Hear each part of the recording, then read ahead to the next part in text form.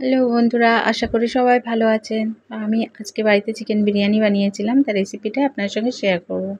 এখানে আমি আলু ছিলে ধুয়ে কেটে নিয়ে ভালোভাবে আমি একটু লবণ দিয়ে আলুটাকে তেলের মধ্যে কিছুক্ষণ নাড়াচাড়া করে তারপর আমি একটু ফুড কালার দিয়ে 1 কাপ পরিমাণ জল দিয়ে এটাকে নাড়াচাড়া করে আমি এটাকে ঢাকা দিয়ে আমি 5 থেকে 7 মিনিট কুক করে নেব। আরেকটা হাঁড়িতে আমি জল বসিয়ে দিয়েছিলাম, এটার মধ্যে 3 থেকে 4 চামচ লবণ দিয়ে আমি এটাকে ভালোভাবে ফুটিয়ে নেব। আর চালটাকে আমি আধ ঘন্টা ভিজিয়ে রেখেছিলাম। এবার চালটা ভালোভাবে ধুয়ে আমি ওই ফোটানো জলের মধ্যে দিয়ে দেবো। আমি জলের মধ্যে শুধু লবণটাই দিয়েছি, আর কিছু দেব না। এদিকে আমি চিকেনটা রেডি করে রেখেছিলাম। আমি চিকেন ম্যারিনেট করি না, আমি চিকেনটা টক দই, আদা রসুনের পেস্ট, লবণ আর গুঁড়ো লঙ্কার গুঁড়ো দিয়ে আমি এটাকে কুক করে রেখেছিলাম। এবার ওর চিকেনের যে গ্রেভিটা ওটা আমি দিয়ে দিলাম। উপর থেকে আমি বেরেস্তা দিয়ে দেবো, একটু খোয়া ক্ষীর দিয়ে দিচ্ছি। এবার বিরিয়ানি মশলাটা দিয়ে দেবো। এবার কেসার মিল্কটাও দিয়ে দিলাম। এবার ওই যে 70% কুক করে রেখেছিলাম রাইসটা, ওটা আমি দিয়ে দেবো।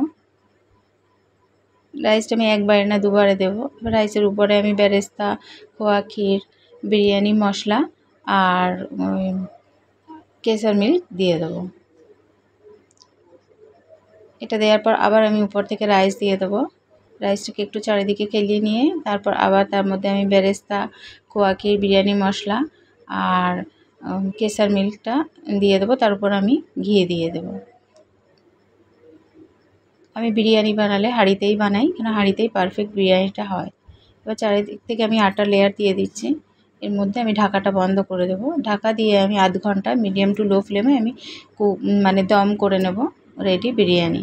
আর কেসার মিল্কের মধ্যে আমি কেওড়া জল, গোলাপ জল আর মিঠা আতরটা মিশিয়ে নিয়েছিলাম।